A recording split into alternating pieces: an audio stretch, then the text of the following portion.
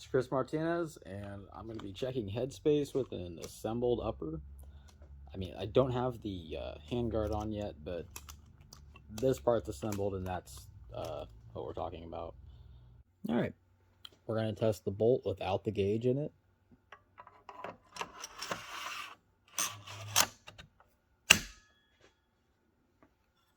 See, that shuts all the way.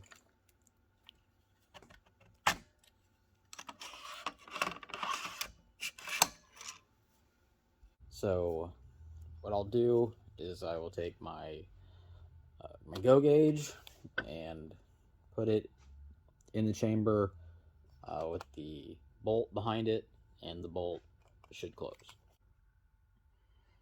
So there you can see the go gauge, the 5.56 caliber go gauge.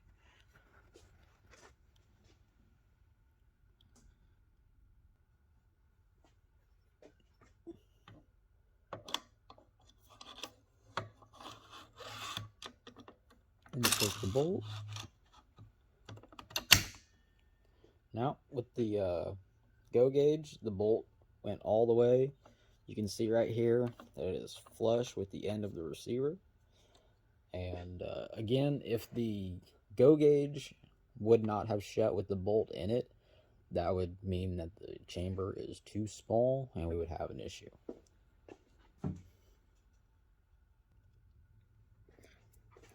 So now we're going to do the same thing.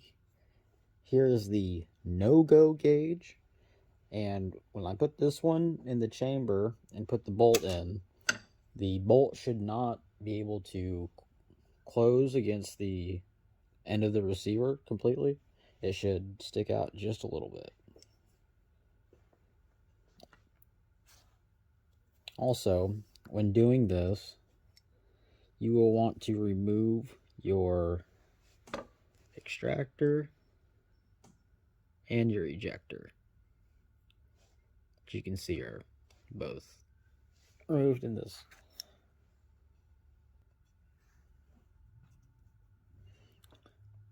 And again, we've got our no-go gauge up there. We're going to insert the bolt.